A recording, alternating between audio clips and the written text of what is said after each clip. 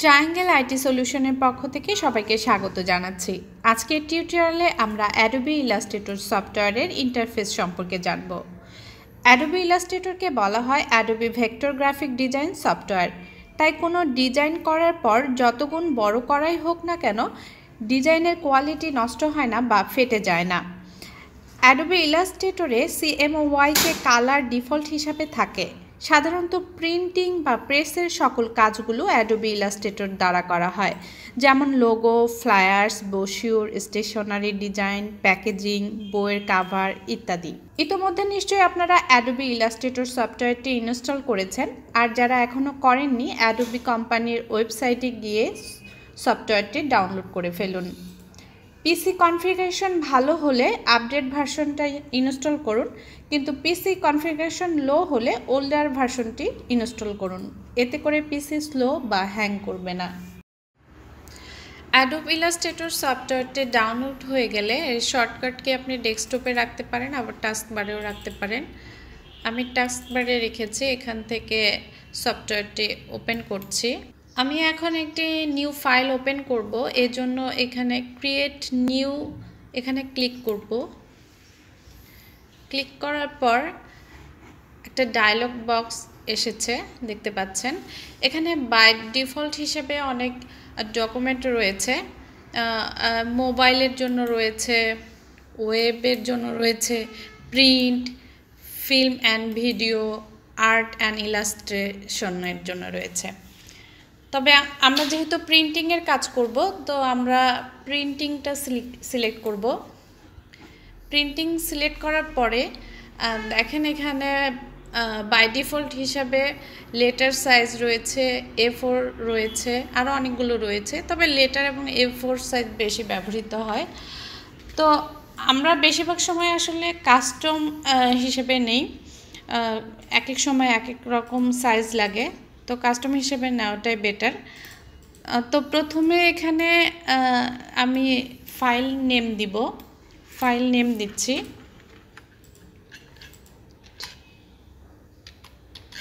Test. আচ্ছা, এই সাইডে দেখতে পাচ্ছেন স্কেলিং রয়েছে, পয়েন্ট আছে, পিকাস আছে, ইঞ্চিস, মিলিমিটার, সেন্টিমিটার, পিক্সেল। তো এতগুলো আসলে ইউজ হয় না, আমরা সাধারণত যারা লোকালি কাজ করি ইঞ্চিস ব্যবহার করি। তবে অনলাইনে যখন অনলাইন ভিত্তিক যে কাজগুলো হয় সেখানে পিক্সেলে কাজ করা হয়।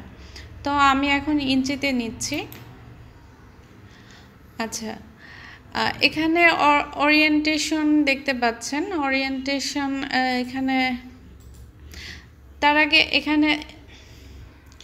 এখানে উইডথ 8.5 ইঞ্চি, আচ্ছা হাইট 11 ইঞ্চি, এটা লেটার সাইজ। আচ্ছা ঠিক আছে, সাইডে দেখতে পাচ্ছেন ওরিয়েন্টেশন। এটা আসলে কিভাবে থাকবে, আপনার পোর্ট্রেট থাকবে না ল্যান্ডস্কেপ থাকবে? তো আমি পোর্ট্রেট রাখছি। আর আর্টবোর্ড মানে আমি যেখানে ডিজাইন করব সেটা কয়টা হবে, তো আমি একটাই নিচ্ছি। আর নিচে এখানে দেখতে পাচ্ছেন ব্লিড এটা মার্জিন, তো আমি এখন এটা নিচ্ছি না। আরও ভালোভাবে বোঝার জন্য আমরা মোর সেটিংয়ে যাই। ফাইল নেম আমি আগে দিয়েছি টেস্ট, আর কাস্টম এটাকে আমি প্রিন্ট রাখি। আচ্ছা, আর্টবোর্ড আমি একটা নিচ্ছি। অনেক সময় কাজের ক্ষেত্রে অনেকগুলো লাগে, যখন আমরা business card front side back সাইডের জন্য করব তখন দুটো লাগবে। তো বিভিন্ন সময় বিভিন্ন রকম লাগতে পারে, আমি এখন একটা নিচ্ছি। লেটার সাইজে থাকুক। আচ্ছা, আর এখানে মেজারমেন্টে আমি ইঞ্চিতে নিচ্ছি, মার্জিন এরিয়া দরকার নেই। আমি আগেই বলেছি যে প্রিন্টিং কাজের জন্য কালার মোডটা অবশ্যই CMYK থাকবে। আচ্ছা, CMYK কালার মানে হচ্ছে যে সায়ান, ম্যাজেন্টা, ইয়েলো এবং ব্ল্যাক। নিচে আছে RGB কালার। RGB হচ্ছে রেড, গ্রিন, ব্লু। এটা সাধারণত ওয়েবসাইট ডিজাইন বা ফটোশপের যে কাজগুলো হয় বা ইলেকট্রনিক্সের যে কাজগুলো ডিভাইসের জন্য যে কাজগুলো হয় সেখানে 8GB ইউজ হয়। তবে প্রিন্টিংয়ের জন্য আমরা সবসময় CMYকে মোডে রাখব এবং আমরা হাই রেজলিউশনেই রাখবো, 300তেই রাখবো। আচ্ছা, এখন ক্রিয়েট ডকুমেন্ট, ক্রিয়েট। আচ্ছা, আমরা আমাদের ফাইলটি পেয়ে গিয়েছি, টেস্ট নামে ফাইলটি এখানে শো করছে। এই যে হোয়াইট বোর্ডটা দেখতে পাচ্ছেন, এটাই হচ্ছে আমাদের আর্ট বোর্ড। তো এখন আমরা অ্যাডোবি ইলাস্ট্রেটর ইন্টারফেস সম্পর্কে জানবো। চলুন দেখি। সবার উপরে যে আইকনটা দেখতে পাচ্ছেন, AI আইকন, এটা হচ্ছে অ্যাপ্লিকেশন বার এবং পাশে যেটা দেখতে পাচ্ছেন এটা হচ্ছে মেনু বার। মেনু বারে রয়েছে file, edit, object, type, select, effect, view, window, help. তো এগুলো ক্লিক করলে এগুলোর মধ্যে আবার সাব মেনু রয়েছে। এগুলো সম্পর্কে আমরা আস্তে আস্তে সব কিছু জানবো। আমরা শুধু আজকে ইন্টারফেস নিয়ে আলোচনা করব। আচ্ছা, মেনু বারের নিচে রয়েছে কন্ট্রোল প্যানেল, এটা হচ্ছে কন্ট্রোল প্যানেল এবং এই সাইডে দেখতে পাচ্ছেন এটা হচ্ছে টুলবার। এখানে সব টুলবার একবারে শো করছে। আপনি যদি এখানে ক্লিক করেন, এটা লম্বালম্বিভাবে সবগুলো একবারে শো করবে। আবার এখানে যদি আবার ক্লিক করেন তাহলে এখানে দুটো রোতে শো করবে। নিচের দিকে স্ট্যাটাস বার দেখতে পাচ্ছেন, এটা হচ্ছে স্ট্যাটাস বার। আর এই সাইডে এটাকে বলা হয় কলাপসড প্যানেল। কলাপসড প্যানেল এখানে ক্লিক করলে দেখবেন এক্সপান্ড প্যানেল, এখানে ক্লিক করলে এটা এক্সপান্ড হয়ে যাবে। এখানে কালার, আবার আপনি যদি এখানে ক্লিক করেন এটা আবার কলাপস হয়ে যাবে। এখানে আছে কালার, তারপর কালার গ্রেডিয়েন্ট, সুইচার, ব্রাশ। আচ্ছা, এগুলো আমরা আস্তে আস্তে সবগুলো জানবো এখানে কি কি আছে। আর উপরে এ পাশে দেখতে পাচ্ছেন এখানে এই অংশটুকু বলা হয় ওয়ার্ক স্পেস সুইচার। তো এখানে এখন এসেনশিয়াল ক্লাসিকে আছে, আমরা সবসময় এই মোডেই রাখবো। অনেক সময় কাজের ক্ষেত্রে যেমন আমি এসেনশিয়ালে রাখছি, তো এটা রাখলে পুরোটা শো করছে। অনেক সময় ডিজাইনের ক্ষেত্রে আমার পুরো স্পেসের প্রয়োজন হয়, সেই ক্ষেত্রে আমরা এসেনশিয়ালে রাখবো। অটোমেশনে রাখলে দেখি কেমন দেখা যায়, এরকম দেখা যাচ্ছে। তো আমরা আসলে সবসময় এখন প্রথম দিকে আমরা কাজের স্বার্থে আমরা সবসময় এসেনশিয়াল ক্লাসিক মোডেই রাখবো। আর আগে বলেছি এই হোয়াইট এই যে জায়গাটা দেখতে পাচ্ছেন এটাই হচ্ছে আর্ট বোর্ড, আমরা এখানে ডিজাইন করব। আচ্ছা, আমরা ইচ্ছা করলে এই টুলবারগুলোকে আবার ড্র্যাগ করে এখানে নিয়ে আসতে পারবো। আমার যখন প্রয়োজন হবে আমি এটাকে আবার ইচ্ছে মতো এখানে আবার বসিয়ে দিতে পারবো। আমরা এখান থেকে এগুলো ড্র্যাগ করে এখানে নিয়ে আসতে পারবো, এক্সপান্ড করতে পারবো, আবার কলাপস করতে পারবো, আবার টেনে ধরে আবার এটাকে কেটে দিতে পারবো। আচ্ছা, অনেক সময় দেখা যায় যে টুলবার নাই, হাই আমার টুলবার কোথায় গেল, অনেক সময় টুলবার থাকে না। তো আমরা এগুলো কিভাবে বের করব? এই যে উইন্ডোতে যাবেন, উইন্ডোতে গিয়ে দেখেন এই যে কন্ট্রোল প্যানেলে এখানে টিক চিহ্ন রয়েছে। এখন আমি টিক চিহ্নটা যদি উঠিয়ে দেই, কন্ট্রোল প্যানেলটা চলে গেছে। এখন আবার আমি যখন উইন্ডোতে যাব, কন্ট্রোলে যদি আমি আবার ক্লিক করি, এই তো কন্ট্রোল প্যানেল চলে এসছে। আমি টুলবারে যাচ্ছি। টুলবারে সবসময় রাখবেন অ্যাডভান্স, এখানে ক্লিক করবেন। আচ্ছা, টুলবারে বেসিক মোডে রাখছি। বেসিক মোডে থাকলে এটা এভাবে থাকবে। তো আমরা সবসময় টুলবারকে অ্যাডভান্সে ক্লিক করে রাখবো। আচ্ছা, এখানে অনেকগুলো টুলবার রয়েছে। এখানে যা যা আপনার যখন যেটা দরকার হবে আপনি ক্লিক করে সেটা নিয়ে আসতে পারেন, আবার যখন দরকার হবে না সেটাকে আবার ক্লিক উঠিয়ে সেটাকে এখান থেকে আউট করে দিতে পারেন। আমরা এখন একটি টেক্সট নিচ্ছি। টেক্সটটাকে বড় করছি।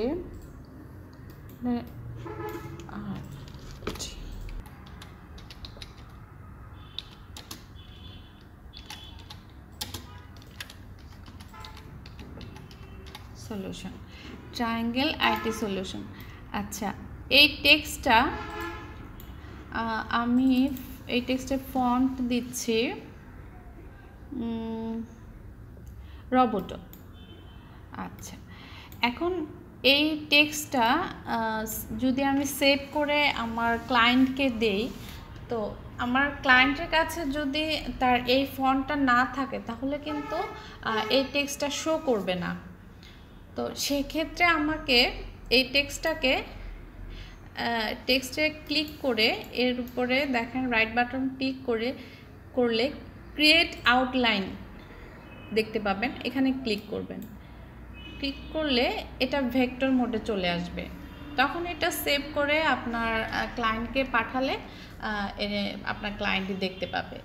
ঠিক এরকম আপনি যদি কোনো ইমেজ এখানে নিয়ে আসেন, একটা ইমেজ নিয়ে আসি। আচ্ছা, এই ইমেজটা ড্র্যাগ করে নিয়ে আসছি। আচ্ছা, এই ইমেজটা নিয়ে আসার পরে আপনি যদি এখন সেভ করে আপনার ক্লায়েন্টের কাছে পাঠান, তাহলে ক্লায়েন্ট যখন এই ডকুমেন্টটা ওপেন করবে, ফাইলটা ওপেন করবে, উনি কিন্তু এই পিকচারটা দেখতে পাবেন না। তো সেক্ষেত্রে আপনাকে এই ছবির উপরে ক্লিক করলে যে ইমবেড অপশন পাবেন, এখানে এই ইমবেডে ক্লিক করতে হবে। আচ্ছা, ইমবেড ক্লিক করলে এটা ভেক্টর মোডে চলে আসবে। তখন এই ফাইলটাকে আপনি সেভ করে আপনার ক্লায়েন্টকে পাঠালে উনি জাস্ট এখানে যেভাবে আছে ডকুমেন্টটা, ফাইলটা ঠিক উনি ওইভাবে দেখতে পাবেন। তো চলুন আমরা আজকে এখন শিখব কিভাবে আমরা ফাইলটি সেভ করব। আচ্ছা, ফাইলটি সেভ করার জন্য আমরা ফাইলে যাব, ফাইলে গিয়ে সেভে যাব। সেভে গিয়ে আমি ফোল্ডার চুজ করব, আমি কোথায় রাখবো। তো আমি ফাইনাল ওয়ার্কে যাচ্ছি, ক্লায়েন্ট ওয়ার্কে যাচ্ছি। আচ্ছা, আমি একটা ফোল্ডার নিচ্ছি, ফোল্ডার নেম দিচ্ছি টেস্ট। ওকে, আচ্ছা, এখানে নিচে ক্লিক করলে দেখবেন আপনি যদি এআই ফাইলে নিতে চান তাহলে এআই ফাইলে ক্লিক করবেন। আবার আপনার ক্লায়েন্ট যদি বলে যে এটাকে ইপিএস ফরম্যাটে দিতে হবে তাহলে ইপিএস ফরম্যাটে দিবেন। আচ্ছা, আমি এখন এআই ফাইলে রাখছি, সেভ করছি।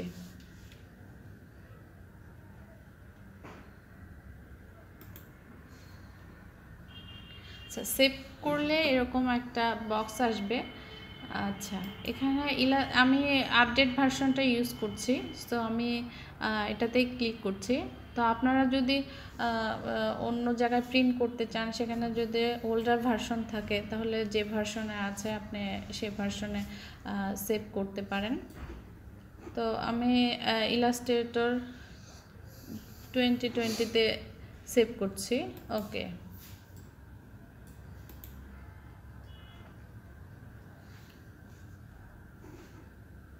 আচ্ছা, ফাইলটি সেভ হয়ে গেছে।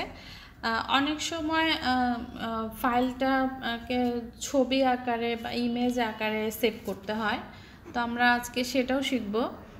তো আমি যদি এটা আমরা পিএনজি এবং জেপিজি দুটো আকারেই সেভ করে দেখাবো। আচ্ছা, প্রথমে আমি ফাইলে যাচ্ছি, ফাইলে গিয়ে এক্সপোর্টে যাব, এক্সপোর্ট থেকে এক্সপোর্ট এস। আচ্ছা, এখানে ক্লিক করলে এখানে অনেকগুলো অপশন আছে। আচ্ছা, এখানে জেপিজিও আছে, পিএনজি আছে। জেপিজি এবং পিএনজির পার্থক্যটা আমরা আজকে দেখব। আচ্ছা, আমি প্রথমে পিএনজিতে সেভ করছি, এক্সপোর্ট দিচ্ছি। রেজুলেশন আমরা হাই রাখবো, এখানে 72 আছে, 150 আছে, 300 আছে, তো 300তে রাখছি। এখানে বাই ডিফল্টে যা আছে তাই রাখবো। এখানে ট্রান্সপারেন্ট এটাই রাখবো। ওকে, পিএনজিতে সেভ হয়ে গিয়েছে। এখন আমি আবার জেপিজিতে সেভ করব, এর জন্য আবার ফাইলে যাব, এক্সপোর্টে গিয়ে এক্সপোর্ট এসে যাব, তারপরে নিচে আমি গিয়ে জেপিজিতে সেভ, জেপিজি ক্লিক করব, এক্সপোর্টে ক্লিক করব। আচ্ছা, এখানে কালার মোড সেম ওয়াইকে রাখবো। আচ্ছা, এখানে যা আছে তাই ডিফল্ট হিসেবে রাখবো। আচ্ছা, এখানে হাই রেজুলেশন এখানে 300 রাখবো, যা আছে তাই রাখবো। আচ্ছা, ওকে। আচ্ছা, আমার ফাইলটি দুটি মোডে সেভ হয়েছে, জেপিজি এবং পিএনজি। আমি দুটো ছবি নিয়ে আসি। আচ্ছা, আমরা কোথায় যেন সেভ করেছিলাম? প্রোতে গিয়ে final work, client work, test file কোথায়? Test file. আচ্ছা, টেস্ট ফাইলে এআই ফাইলটা সেভ করেছিলাম এবং এখানে দুটো ইমেজ সেভ করেছিলাম। এই ইমেজ দুটো আমি ড্র্যাগ করে নিয়ে যাচ্ছি। আচ্ছা, এটা ইমবেড করে দিচ্ছি দেখার সুবিধার্থে। এখানে দুটো ফাইল আছে, আমি বাইরে ক্লিক করে দুটোকে আলাদা করছি, আর একটা এপাশে একটা। আচ্ছা, এখানে হোয়াইট ব্যাকগ্রাউন্ড যুক্ত যে ইমেজটা দেখতে পাচ্ছেন এটা হচ্ছে জেপিজি ফরম্যাটে, আর ট্রান্সপারেন্ট যে ইমেজটি দেখতে পাচ্ছেন এটা হচ্ছে পিএনজি ফরম্যাট। এটা হচ্ছে ব্যাকগ্রাউন্ড থাকবে না, এটা স্বচ্ছ। অ্যাডোব ইলাস্ট্রেটর সফটওয়্যারের ইন্টারফেস সম্পর্কে আলোচনা এ পর্যন্তই। ভিডিওটি ভালো লেগে থাকলে লাইক, শেয়ার, কমেন্ট করুন। সাবস্ক্রাইব করে আমাদের সঙ্গেই থাকুন।